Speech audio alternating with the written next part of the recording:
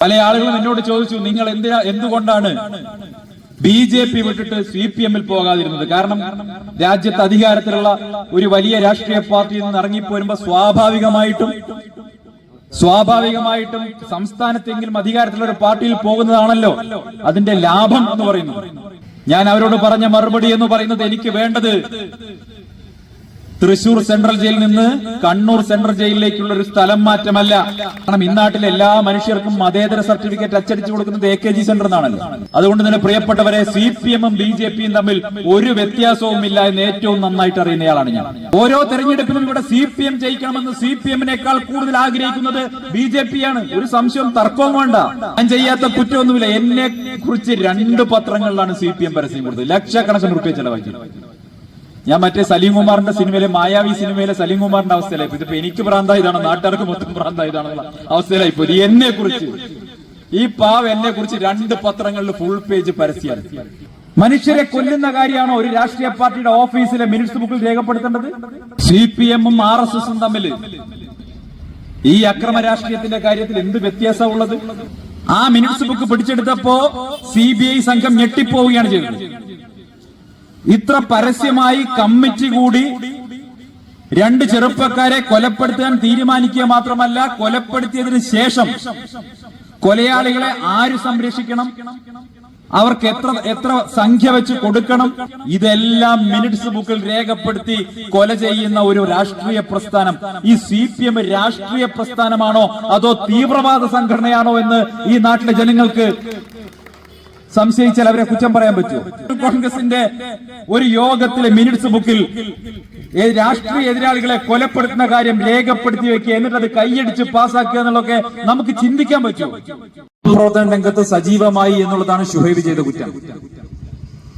ഞാൻ മനസ്സിലാക്കിയത്, കൊല്ലപ്പെടുന്ന ദിവസം പോലും അവിടെ വൃദ്ധയായിരുന്ന ഒരു സ്ത്രീക്ക് രക്തം കൊടുക്കാൻ വേണ്ടി, ആശുപത്രിയിലായിരുന്ന ഒരു സ്ത്രീക്ക് രക്തം കൊടുക്കാൻ വേണ്ടിയുള്ള പ്രവർത്തനത്തിൽ മുഴുകി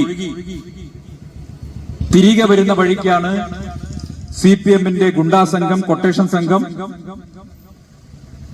ഷുഹൈബിനെ കൊന്നുകളയുന്നത്.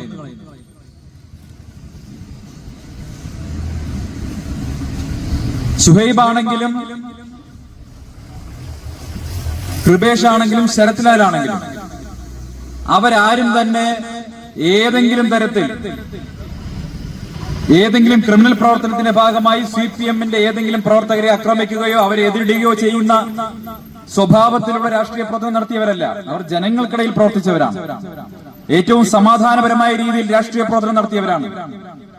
പക്ഷേ ആദ്യം അവരുടെ പ്രവർത്തനങ്ങളെ തളർത്താൻ വേണ്ടി അവിടെ കള്ളക്കേസ് ഉണ്ടാക്കുന്നു, അവരുടെ പ്രവർത്തനങ്ങളെ അടിച്ചമർത്താൻ വേണ്ടിയുള്ള ശ്രമം ഉണ്ടാകുന്നു, അവരെ കേസിൽ കുടുക്കി ജയിലടയ്ക്കാനുള്ള കൃപേഷിന്റെയും ശരത്ലാലിന്റെയും ആ കൊലപാതകത്തിന് പുറകിൽ നേരിട്ട് പ്രവർത്തിച്ചത് CPM-ന്റെ ജില്ലാ നേതൃത്വമാണ് എന്നുള്ള കാര്യം ഇന്ന് എല്ലാവർക്കും അറിയുന്നതാണ്.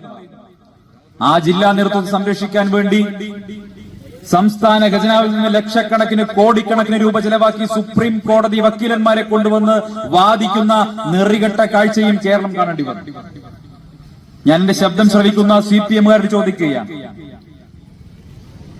ആ 2 ചെറുപ്പക്കാരെ കൊന്നുകളഞ്ഞ CPM-ന്റെ ക്രിമിനലുകളെ രക്ഷപ്പെടുത്താൻ വേണ്ടി ഞാനും നിങ്ങളും അടക്കമുള്ള കൃപേഷിന്റെയും ശരത്ലാലിന്റെയും കുടുംബമടക്കമുള്ളവർ കൊടുക്കുന്ന നികുതി പണത്തിൽ നിന്ന് കോടിക്കണക്കിന് രൂപ ചിലവാക്കി വക്കീലന്മാരെ കൊണ്ടുവന്ന് വാദിച്ചിട്ടുള്ള പിണറായി വിജയൻ സർക്കാരിന്റെ ആ നടപടിയെ എങ്ങനെയാണ് മനുഷ്യസ്നേഹമുള്ള, മനുഷ്യപക്ഷത്തുള്ള, മാനവിക പക്ഷത്തുള്ള ഒരാൾക്ക് എങ്ങനെയാണ് ന്യായീകരിക്കാൻ സാധിക്കുന്നത്? നിങ്ങൾ എങ്ങനെയാണ് മാനവിക പക്ഷം, ഇടതുപക്ഷം എന്നൊക്കെ അവകാശപ്പെടാൻ നിങ്ങൾക്ക് എന്ത് അർഹതയാണുള്ളത്? 2 ചെറുപ്പക്കാരെ കൊന്നുകളഞ്ഞിട്ട്, അതിക്രൂരമായി കൊന്നുകളഞ്ഞിട്ട്, ആ കൊലപാതകത്തിന് നേതൃത്വം കൊടുത്ത സ്വന്തം പാർട്ടിയുടെ നേതൃത്വത്തെ രക്ഷിക്കാൻ വേണ്ടി സംസ്ഥാനത്തെ സർക്കാർ പൂർണ്ണമായും സർക്കാർ മിഷനറിയെ ദുരുപയോഗിക്കുന്നത് നമ്മൾ കണ്ടു. CBI അന്വേഷണത്തിന് പോകാതിരിക്കാൻ വേണ്ടി, ഉന്നതമായിട്ടുള്ള അന്വേഷണം വരാതിരിക്കാൻ വേണ്ടി എന്തൊക്കെ തടസ്സങ്ങൾ 2 കേസുകളിലും ഉന്നയിക്കപ്പെട്ടു. പെരിയയിലെ കേസിൽ CBI അന്വേഷണം വന്ന സമയത്ത് CBIയുടെ റെയ്ഡ് ഉണ്ടായ സമയത്ത്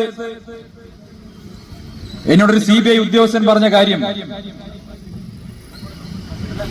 CPM-ന്റെ ഓഫീസിൽ നിന്ന് റെയ്ഡ് ചെയ്ത് പിടിച്ചെടുത്ത മിനിറ്റ്സ് ബുക്കിൽ കൊലപാതകം ചെയ്യേണ്ട രീതിയും കൊലപാതകം കഴിഞ്ഞാൽ സംരക്ഷിക്കേണ്ട രീതിയും വരെ രേഖപ്പെടുത്തി വെച്ചിരുന്നു എന്നുള്ളതാണ്. ആ മിനിറ്റ്സ് ബുക്ക് പിടിച്ചെടുത്തപ്പോ CBI സംഘം ഞെട്ടിപ്പോവുകയാണ് ചെയ്തത്. ഇത്ര പരസ്യമായി കമ്മിറ്റി കൂടി 2 ചെറുപ്പക്കാരെ കൊലപ്പെടുത്താൻ തീരുമാനിക്കുക മാത്രമല്ല, കൊലപ്പെടുത്തിയതിനു ശേഷം കൊലയാളികളെ ആര് സംരക്ഷിക്കണം, അവർക്ക് എത്ര സംഖ്യ വെച്ച് കൊടുക്കണം, ഒളിവിൽ എവിടെ പാർപ്പിക്കണം, എപ്പോൾ സറണ്ടർ ചെയ്യണം, ആയുധം എവിടെ ഒളിപ്പിക്കണം, ആര് നശിപ്പിക്കണം, ഇതെല്ലാം മിനിറ്റ്സ് ബുക്കിൽ രേഖപ്പെടുത്തി കൊല ചെയ്യുന്ന ഒരു രാഷ്ട്രീയ പ്രസ്ഥാനം. ഈ CPM രാഷ്ട്രീയ പ്രസ്ഥാനമാണോ അതോ തീവ്രവാദ സംഘടനയാണോ എന്ന് ഈ നാട്ടിലെ ജനങ്ങൾക്ക് സംശയിച്ചാൽ അവരെ കുറ്റം പറയാൻ പറ്റുമോ? മനുഷ്യരെ കൊല്ലുന്ന കാര്യമാണോ ഒരു രാഷ്ട്രീയ പാർട്ടിയുടെ ഓഫീസിലെ മിനിറ്റ്സ് ബുക്കിൽ രേഖപ്പെടുത്തേണ്ടത്? നമുക്ക് ചിന്തിക്കാൻ കഴിയോ? ഇന്ത്യൻ നാഷണൽ കോൺഗ്രസിന്റെ ഒരു യോഗത്തിലെ മിനിറ്റ്സ് ബുക്കിൽ രാഷ്ട്രീയ എതിരാളികളെ കൊലപ്പെടുത്തുന്ന കാര്യം രേഖപ്പെടുത്തി വെക്കുക, എന്നിട്ട് അത് കൈയടിച്ച് പാസ്സാക്കുക എന്നുള്ളതൊക്കെ നമുക്ക് ചിന്തിക്കാൻ പറ്റുമോ? നമ്മൾ ആശുപത്രിയിൽ കിടക്കുന്ന ഏതെങ്കിലും പാവപ്പെട്ട മനുഷ്യനെ സഹായിക്കാനുള്ള ഒരു തീരുമാനം എടുത്ത് മിനിറ്റ്സ് ബുക്കിൽ രേഖപ്പെടുത്തും. വീടില്ലാത്ത ഒരാൾക്ക് വീടുണ്ടാക്കി കൊടുക്കാൻ എന്ത് ചെയ്യാൻ കഴിയുമെന്ന കാര്യം ചർച്ച ചെയ്ത് അത് ചിലപ്പോൾ മിനിറ്റ്സ് ബുക്കിൽ രേഖപ്പെടുത്തും. CPM-ന്റെ തെറ്റായ നയങ്ങൾക്കെതിരെ, സംസ്ഥാന കേന്ദ്ര സർക്കാരുകളുടെ തെറ്റായ നയങ്ങൾക്കെതിരെ സമരം ചെയ്യാൻ വേണ്ടി ഒരു തീരുമാനമെടുത്താൽ അത് മിനിറ്റ്സ് ബുക്കിൽ രേഖപ്പെടുത്തും. അതായിരിക്കണം ഒരു രാഷ്ട്രീയ പാർട്ടി. അതല്ലാതെ രാഷ്ട്രീയ എതിരാളികളെ കൊല ചെയ്യാൻ വേണ്ടി തീരുമാനമെടുത്ത് മിനിറ്റ്സ് ബുക്കിൽ രേഖപ്പെടുത്തി വെച്ചിട്ടുള്ള നെറികെട്ട രാഷ്ട്രീയം, ഇത് രാഷ്ട്രീയമല്ല, ഇത് തീവ്രവാദ പ്രവർത്തനമാണ്. മനസ്സാക്ഷിയുള്ള ഒരാൾക്കും CPM-ന്റെ ഇത്തരത്തിലുള്ള അക്രമ രാഷ്ട്രീയത്തോട് യോജിക്കാൻ കഴിയില്ല എന്നുള്ളതൊരു വസ്തുതയാണ്. മട്ടന്നൂരിലെ ഷുഹൈബിന്റെ കാര്യത്തിലും ഇതുപോലെയാണ് ഉണ്ടായത്. പ്രിയപ്പെട്ടവരെ, അതുകൊണ്ട് തന്നെ ഈ രീതിയിൽ മനുഷ്യന്റെ ചോരക്ക്, മനുഷ്യന്റെ ജീവന് യാതൊരു വിലയും കൽപ്പിക്കാതെ CPM നടത്തുന്ന ഈ അക്രമ രാഷ്ട്രീയത്തിനെതിരായിട്ടുള്ള വലിയൊരു സന്ദേശം കൂടിയാണ് ഇന്ന് യൂത്ത് കോൺഗ്രസ് സംഘടിപ്പിക്കുന്ന ഷുഹൈബ് അനുസ്മരണവും അതുപോലെ തന്നെ കൃപേഷ് ശരത്ലാൽ അനുസ്മരണവും.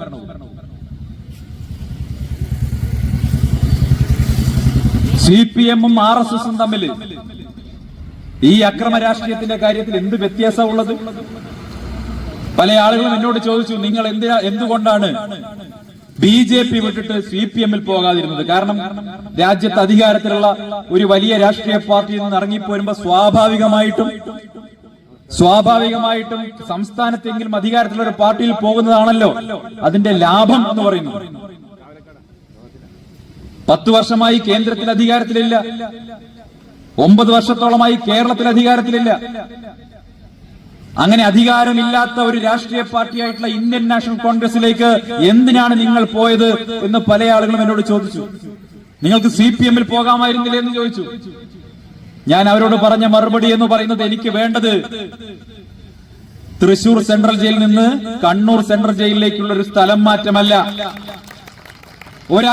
ഒരക്രമ രാഷ്ട്രീയ പാർട്ടിയിൽ നിന്ന് രാഷ്ട്രീയ എതിരാളികളെ കൊലപ്പെടുത്തുന്നതിൽ മത്സരിക്കുന്ന ഒരു രാഷ്ട്രീയ പാർട്ടിയിൽ നിന്ന് അതേ സ്വഭാവമുള്ള മറ്റൊരു പാർട്ടിയിലേക്കുള്ള ട്രാൻസ്ഫർ അല്ല എനിക്ക് വേണ്ടത്. എനിക്ക് വേണ്ടത് ഒരു ജനാധിപത്യ രാഷ്ട്രീയ പാർട്ടിയിൽ പ്രവർത്തിക്കാനുള്ള അവസരമാണ്. മനുഷ്യനെ മനുഷ്യനായി കാണുന്ന, മതങ്ങൾക്കപ്പുറം ജാതിക്കപ്പുറം മനുഷ്യനെ മനുഷ്യനായി കാണുന്ന, ഇന്ത്യക്കാരനായി കാണുന്ന ഒരു രാഷ്ട്രീയ പ്രസ്ഥാനം ഇന്ത്യൻ നാഷണൽ കോൺഗ്രസ് പ്രവർത്തിക്കാനാണ് ഞാൻ ആഗ്രഹിക്കുന്നത് എന്ന് പറഞ്ഞിട്ടാണ് BJP-യിൽ നിന്ന് രാജിവെച്ച് ഞാൻ പുറത്തോട്ടിറങ്ങി വന്നത്. അതുകൊണ്ട് തന്നെ പ്രിയപ്പെട്ടവരെ, CPM-ഉം BJP-യും തമ്മിൽ ഒരു വ്യത്യാസവുമില്ല എന്ന് ഏറ്റവും നന്നായിട്ട് അറിയുന്നയാളാണ് ഞാൻ. ഒരു വ്യത്യാസമില്ല, ഒരു കാര്യത്തിലും വ്യത്യാസമില്ല. നമ്മൾ കരുതും CPM എന്ന് പറയുന്നത് ഒരു മതേതര പാർട്ടിയല്ലേ? കാരണം ഇന്നാട്ടിലെ എല്ലാ മനുഷ്യർക്കും മതേതര സർട്ടിഫിക്കറ്റ് അച്ചടിച്ചു കൊടുക്കുന്നത് AKG സെന്റർ എന്നാണല്ലോ. എല്ലാവർക്കും മതേതരാവണമെങ്കിൽ AKG സെന്ററിൽ നിന്ന് സർട്ടിഫിക്കറ്റ് വാങ്ങണം. ഞാൻ കോൺഗ്രസിൽ വന്ന് ചേർന്ന സമയത്ത് എനിക്ക് കിട്ടിയൊരു ഭാഗ്യം, ഞാൻ സർട്ടിഫിക്കറ്റ് വാങ്ങിയിട്ടാണ് വന്നത്. AK ബാലൻ എനിക്ക് സർട്ടിഫിക്കറ്റ് തന്നു, ക്രിസ്റ്റൽ ക്ലിയർ ആണ്. അതുകൊണ്ട് കോൺഗ്രസിൽ വന്നപ്പോ കോൺഗ്രസിൽ ഞാൻ ചേരാൻ തീരുമാനിച്ചപ്പോ CPM-കാർക്ക് പറഞ്ഞത് തിരിച്ചെടുക്കാൻ വയ്യാത്ത അവസ്ഥയായിപ്പോയി. ഞാൻ നല്ലയാളാണെന്ന് പറഞ്ഞു, ക്രിസ്റ്റൽ ക്ലിയർ ആണെന്ന് പറഞ്ഞു, ഊതിക്കാച്ചിയ പൊന്നാണെന്ന് പറഞ്ഞു. പക്ഷെ കോൺഗ്രസിൽ ചേർന്ന പിറ്റേ ദിവസം എനിക്കില്ലാത്ത ചീത്തപ്പേരൊന്നുമില്ല, ഞാൻ ചെയ്യാത്ത കുറ്റമൊന്നുമില്ല. എന്നെ കുറിച്ച് 2 പത്രങ്ങളിലാണ് CPM പരസ്യം കൊടുത്തത്, ലക്ഷക്കണക്കിന് റുപ്യ ചെലവാക്കി. ഞാൻ മറ്റേ സലീം കുമാറിന്റെ സിനിമയിലെ മായാവി സിനിമയിലെ സലീം കുമാറിന്റെ അവസ്ഥയിലായി. ഇതിപ്പോ എനിക്ക് ഭ്രാന്തായതാണ്, നാട്ടുകാർക്ക് മൊത്തം ഭ്രാന്തായതാണെന്നുള്ള അവസ്ഥയിലായി പോയി. എന്നെ കുറിച്ച് ഈ പാവ എന്നെ കുറിച്ച് 2 പത്രങ്ങളിൽ ഫുൾ പേജ് പരസ്യമാണ്. നിങ്ങൾ ആലോചിച്ചു, അവരുടെ പാർട്ടിയിലാണ് പോയി ചേർന്നതെങ്കിൽ ക്രിസ്റ്റൽ ക്ലിയർ ആണ്, തനി തങ്കമാണ്, 916 ക്യാരറ്റാണ്. പക്ഷെ കോൺഗ്രസിൽ പോയി കഴിഞ്ഞാൽ മോശമാണ്. ഇത് എവിടുത്തെ പരിപാടി? പക്ഷെ പ്രിയപ്പെട്ടവരെ, പാലക്കാട്ടെ പ്രബുദ്ധരായ ജനത അതിനുള്ള മറുപടി കൊടുത്തു. അതൊക്കെ പലതവണ പറഞ്ഞു തീർന്നതായതുകൊണ്ട് ഞാൻ ആവർത്തിക്കുന്നില്ല. പാലക്കാട്ടെ ജനങ്ങൾ CPM-നും BJP-ക്കും CJP സഖ്യത്തിനുള്ള മറുപടി വോട്ടായിട്ട് കൊടുത്തു. 18,800 ചരിത്ര ഭൂരിപക്ഷത്തോടുകൂടി യൂത്ത് കോൺഗ്രസിന്റെ സംസ്ഥാന പ്രസിഡന്റ് രാഹുൽ മാങ്കൂട്ടത്തിലെ പാലക്കാട്ടെ പ്രബുദ്ധ ജനത വിജയിപ്പിച്ചു. എന്നാലെങ്കിലും CPM-ന്റെ കണ്ണു തുറക്കണ്ടേ? എന്നിട്ട് തുറന്നോ? ഡൽഹിയിൽ അമിത്ഷാ പറയുന്ന അതേ കാര്യങ്ങൾ, ഡൽഹിയിൽ BJP പറയുന്ന അതേ കാര്യങ്ങൾ കേരളത്തിൽ ആവർത്തിച്ച് പറയുന്നത് ആരാണ്? കേന്ദ്രത്തിൽ BJP പറയുന്ന അതേ നയങ്ങൾ ഇവിടെ നടപ്പാക്കുന്നത് ആരാണ്? ഒരു സംശയവും വേണ്ട. കേന്ദ്രത്തിൽ BJP ആഗ്രഹിക്കുന്നത് പോലും കേരളത്തിൽ പിണറായി വിജയന്റെ ഭരണം മുന്നോട്ട് പോകണമെന്നാണ്. ഓരോ തെരഞ്ഞെടുപ്പിലും ഇവിടെ CPM ജയിക്കണമെന്ന് CPM-നേക്കാൾ കൂടുതൽ ആഗ്രഹിക്കുന്നത് BJP-യാണ്. ഒരു സംശയവും തർക്കവും വേണ്ട. കോൺഗ്രസിന്റെ പരാജയം കാണാനാണ് അവർ ആഗ്രഹിക്കുന്നത്. നിങ്ങൾ ചിന്തിച്ചിട്ടുണ്ടോ? നിങ്ങൾ ഈ അടുത്ത കാലങ്ങളിൽ CPM നേതാക്കളുടെ പ്രസ്താവനകൾ ചിന്തിച്ചിട്ടുണ്ടോ? ആ പ്രസ്താവനകളെ കുറിച്ച് നിങ്ങൾ ആലോചിച്ചിട്ടുണ്ടോ? CPM-ന്റെ കോഴിക്കോട്ടെ ജില്ലാ സെക്രട്ടറി പറയുന്നു, മലപ്പുറത്തെയും കോഴിക്കോട്ടെയും ചില സ്ഥലങ്ങളിൽ രാവിലെ ആളുകൾ വ്യായാമം ചെയ്യുന്നുണ്ട്. ആ വ്യായാമം ചെയ്യുന്ന ആളുകളിൽ മുസ്ലിങ്ങളുടെ എണ്ണം കൂടുതലായതുകൊണ്ട് അത് തീവ്രവാദ പ്രവർത്തനമാണ്. ഇതാരാ പറഞ്ഞത്? BJP-കാരാണോ പറഞ്ഞത്? ഹിന്ദു ഐക്യവേദിയുടെ ശശികലയാണോ പറഞ്ഞത്? അതല്ലെങ്കിൽ വത്സൻ തില്ലങ്കേരിയാണോ പറഞ്ഞത്? അല്ലെങ്കിൽ സുരേന്ദ്രനാണോ പറഞ്ഞത്? അല്ല, പറയുന്നത് CPM-ന്റെ കോഴിക്കോട്ടെ ജില്ലാ സെക്രട്ടറിയാ പറയുന്നത്. എന്താ പറയുന്നത്? മലപ്പുറത്തും കോഴിക്കോട്ടും വ്യായാമം ചെയ്യുന്ന ആ ആളുകളിൽ മുസ്ലിങ്ങളുടെ എണ്ണം കൂടുതലായതുകൊണ്ട് ഇതൊരു തീവ്രവാദ പ്രവർത്തനമാണ്. ഞാൻ അവരോട് ചോദിച്ചു, ഇപ്പൊ മലപ്പുറം ജില്ലയിലും കോഴിക്കോട്ടും സ്വാഭാവികമായിട്ടും അവിടെ താമസിക്കുന്ന മനുഷ്യരുടെ എണ്ണമെടുത്ത് പരിശോധിച്ചാൽ മുസ്ലിം വിഭാഗത്തിന്റെ എണ്ണം കൂടുതലാണ്. ജനസംഖ്യാനുപാതമായിട്ട് മുസ്ലിങ്ങളുടെ എണ്ണം കൂടുതലാണ്. സ്വാഭാവികമായിട്ടും മലപ്പുറം ജില്ലയിലെ ഒരു റേഷൻ കടയിൽ ആളുകൾ അരി വാങ്ങാനോ മണ്ണെണ്ണ വാങ്ങാനോ പഞ്ചസാര വാങ്ങാനോ ക്യൂ നിന്നാൽ അവിടെ അതിൽ നമ്മൾ മതത്തിന്റെ അടിസ്ഥാനത്തിൽ എണ്ണി നോക്കിയാൽ അങ്ങനെ ചെയ്യാൻ പാടില്ല. എണ്ണി നോക്കിക്കഴിഞ്ഞാൽ അവിടെ മുസ്ലിങ്ങളുടെ എണ്ണം കൂടുതലുണ്ടാകും. ഒരു ഹോട്ടലിൽ പോയി കഴിഞ്ഞാൽ ഭക്ഷണം കഴിക്കുന്ന ആളുകളുടെ എണ്ണം നോക്കിക്കഴിഞ്ഞാൽ അവിടെ മുസ്ലിങ്ങളുടെ എണ്ണം കൂടുതലുണ്ടാകും. അപ്പൊ സ്വാഭാവികമായിട്ടും വ്യായാമം ചെയ്യുന്ന ആളുകളുടെ എണ്ണം എടുത്താൽ അതിൽ ചിലപ്പോൾ മുസ്ലിങ്ങളുടെ എണ്ണം കൂടുതലുണ്ടാകും എന്ന് കരുതി ഈ എണ്ണം കൂടുതലുള്ള സ്ഥലമൊക്കെ മുസ്ലിങ്ങളുടെ എണ്ണം കൂടുതലായി പോയത് കൊണ്ട് അത് മുഴുവൻ തീവ്രവാദ പരിശീലനമാണെങ്കിൽ ഈ റേഷൻ കടയെ തീവ്രവാദ കേന്ദ്രമായിട്ട് പ്രഖ്യാപിക്കും. ഈ റേഷൻ കടയെ നമുക്ക് തീവ്രവാദ കേന്ദ്രമായിട്ട് പ്രഖ്യാപിക്കാൻ പറ്റുമോ? ഹോട്ടലിനെ തീവ്രവാദ കേന്ദ്രമായിട്ട് പ്രഖ്യാപിക്കാൻ പറ്റുമോ? എന്ത് ലോജിക്കാണുള്ളത്? ഈ നിമിഷം വരെ ആ പ്രസ്താവന എടുക്കാൻ CPM തയ്യാറായിട്ടുണ്ട്. ബഹുമാനായിട്ടുള്ള KPCC വൈസ് പ്രസിഡന്റ് പ്രിയപ്പെട്ട VT ബൽറാം ഇവിടെ എത്തിക്കഴിഞ്ഞു.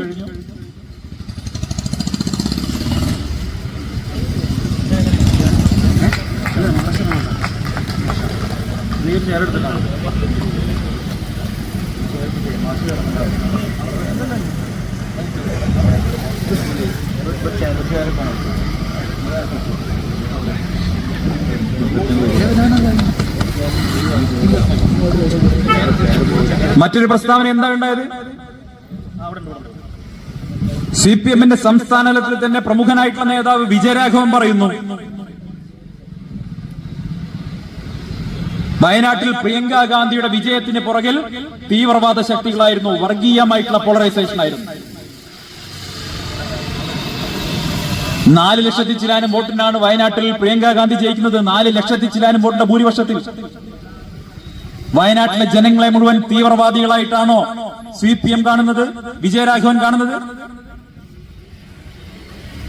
രാഹുൽ ഗാന്ധി മത്സരിച്ച സമയത്ത് അമിത്ഷാ പറഞ്ഞതും ഇതേ കാര്യമല്ലേ, BJP പറഞ്ഞതും ഇതേ കാര്യമല്ലേ?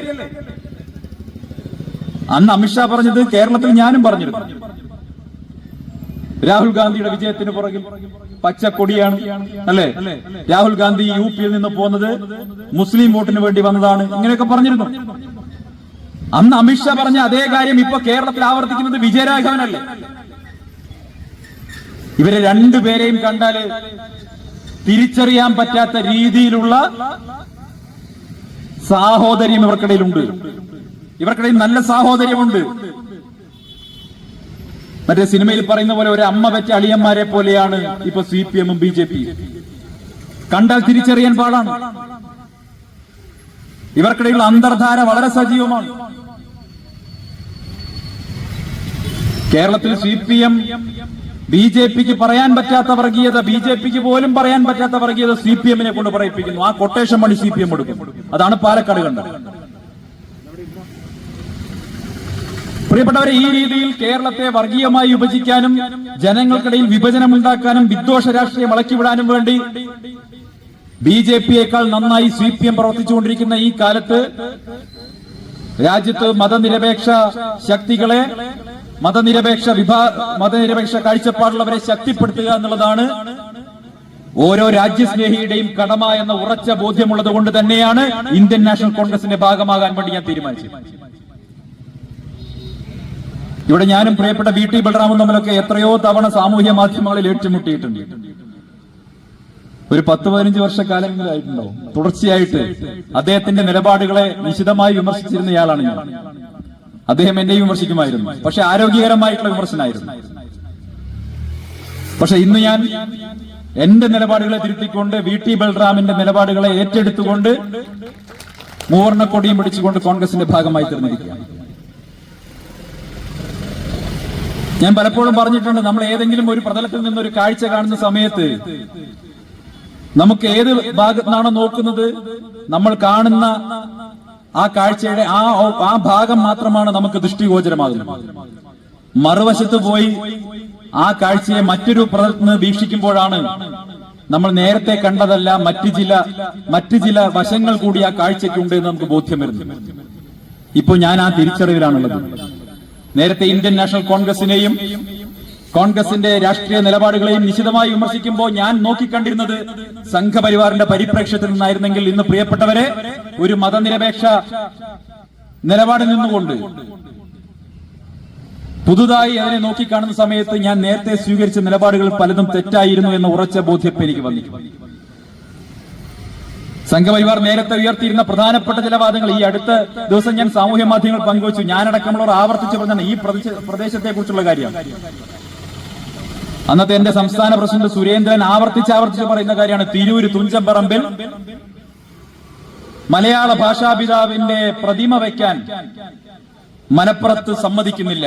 ഇത് വലിയ പ്രചരണമാണ്. കേരളത്തിലെ ഹിന്ദു വിഭാഗങ്ങൾക്കിടയിൽ വർഗീയ വിഭജനം ഉണ്ടാക്കാൻ വേണ്ടി BJP എല്ലാ കാലത്തും നടത്തുന്ന ഒരു പ്രചരണമാണ്. ഞാനും ഇത് വിശ്വസിച്ചിരുന്നു. ഇപ്പുറത്ത് വന്നിട്ട് അത് പഠിക്കാൻ തയ്യാറായപ്പോഴല്ലേ വാസ്തവത്തിൽ എന്താണ് സംഭവിച്ചതെന്ന് മനസ്സിലായത്. തിരൂര് മുനിസിപ്പാലിറ്റി UDF മാത്രമല്ല CPM ഭരിച്ചിട്ടുണ്ട്. ആ കാലത്തും അവിടെ ആ പ്രതിമ സ്ഥാപിക്കാൻ പറ്റിയിട്ടില്ല. എന്താ കാരണം? ആ പ്രതിമ സ്ഥാപിക്കാനുള്ള ഉത്തരവാദിത്തം ഉണ്ടായിരുന്നത് അന്തരിച്ച വിഖ്യാത എഴുത്തുകാരൻ MT വാസുദേവൻ നായർ അധ്യക്ഷനായിട്ടുള്ള ഒരു സമിതിക്കായിരുന്നു. പ്രതിമ സ്ഥാപിക്കാൻ തീരുമാനമെടുക്കുന്നത് മനോരമയാണ്. പ്രതിമ സ്ഥാപിക്കാൻ തീരുമാനിക്കുന്നത്. പ്രതിമയുണ്ടാക്കി വന്ന സമയത്ത് MTക്ക് തോന്നുകയാണ് ഈ പ്രതിമയ്ക്ക് ഭാഷാപിതാവിന്റെ മുഖവുമായി സാമ്യമില്ല, അതല്ലെങ്കിൽ നമ്മൾ മനസ്സിൽ കണ്ട ഒരു ഭാഷാപിതാവിന്റെ മുഖവുമായി ഇതിന് സാമ്യമില്ല. ഭാഷാപിതാവിന്റെ ഫോട്ടോ അവൈലബിൾ അല്ല. അപ്പൊ സ്വാഭാവികമായിട്ടും തുഞ്ചത്ത് എഴുത്തച്ഛന്റെ പ്രതിമ സ്ഥാപിക്കുന്ന സമയത്ത് അതൊരു പ്രതിമയായിരിക്കരുത്, മറിച്ച് അദ്ദേഹം പ്രതിനിധാനം ചെയ്യുന്ന കാഴ്ചപ്പാടുകളെ, മലയാള ഭാഷയെ സംബന്ധിച്ചൊരു കാഴ്ചപ്പാടിനെ പ്രതിനിധാനം ചെയ്യുന്ന ഒരു ഇൻസ്റ്റലേഷൻ ആയിരിക്കണം എന്ന തീരുമാനമെടുക്കുകയും അങ്ങനെ അവിടെ എഴുത്താണിയും അല്ലെ പോലെയും സ്ഥാപിക്കുകയാണ് ചെയ്യുന്നത്. അതിനൊരു തരത്തിലുള്ള വർഗീയമായിട്ടുള്ള തീരുമാനം ഉണ്ടായിട്ടില്ല, കാഴ്ചപ്പാടും ഉണ്ടായിട്ടില്ല. പക്ഷെ ബി.ജെ.പി. അതിനെ വർഗീയമായി വിഭജിക്കാനുള്ള ഒരു ആയുധമാക്കിയെടുത്തു. 2-3 വർഷം മുമ്പ് ബഹുമാനായിട്ടുള്ള മെട്രോമാൻ ഇ ശ്രീധരനെ അധ്യക്ഷനാക്കി ബി.ജെ.പി. ഒരു പ്രഖ്യാപനം നടത്തിയാണ് 1001 അംഗ കമ്മിറ്റി ഉണ്ടാക്കി. എന്നിട്ട് പറഞ്ഞു, മലപ്പുറം ജില്ലയിൽ പ്രതിമ സ്ഥാപിക്കാൻ സമ്മതിക്കുന്നില്ല, അതുകൊണ്ട് ഞങ്ങൾ സ്ഥലം വാങ്ങി സ്വന്തമായി പ്രതിമ സ്ഥാപിക്കാൻ പോവുകയാണെന്ന് പറഞ്ഞു. ആ 1001 അംഗ കമ്മിറ്റി മെട്രോമാൻ ഇ ശ്രീധരന്റെ നേതൃത്വത്തിൽ രൂപീകരിച്ചതിന് ശേഷം ഒരു യോഗം പോലും പിന്നെ ചേർന്നിട്ടില്ല എന്നതാണ് വസ്തുത. അപ്പൊ ജനങ്ങളെ ഭിന്നിപ്പിക്കാൻ വേണ്ടിയുള്ള തീരുമാനം, പ്രഖ്യാപനങ്ങൾ മാത്രം ഉണ്ടായി. ഞാൻ ഇക്കാര്യം സാമൂഹ്യ മാധ്യമങ്ങൾ പങ്കുവച്ചു. ഇത് തെറ്റായിട്ടുള്ള പ്രചരണമാണ്, കള്ളപ്രചരണമാണ്. മലപ്പുറത്ത് യൂത്ത് ലീഗിന്റെ സാഹിത്യോത്സവത്തിൽ പങ്കെടുക്കാൻ വേണ്ടി ഞാൻ പോയപ്പോ മലപ്പുറത്ത് ടൗണിൽ ഈ സാഹിത്യോത്സവത്തിന്റെ ഭാഗമായി മുസ്ലിം യൂത്ത് ലീഗ് സ്ഥാപിച്ചിട്ടുള്ള വലിയ ഒരു പുസ്തകശാലയുണ്ട്. അതിന് മുന്നിൽ 1 അല്ല 3 പ്രതിമകളായിരിക്കും. അപ്പൊ മലപ്പുറത്തിന് എന്തായാലും പ്രതിമാ വിരോധം ഇല്ല, ബി.ജെ.പി. പ്രചരിപ്പിക്കുന്നത് പോലെ എന്നുള്ള കാര്യം അതൊരു സത്യമല്ലേ? എന്തൊക്കെ കള്ളപ്രചരണങ്ങളാ!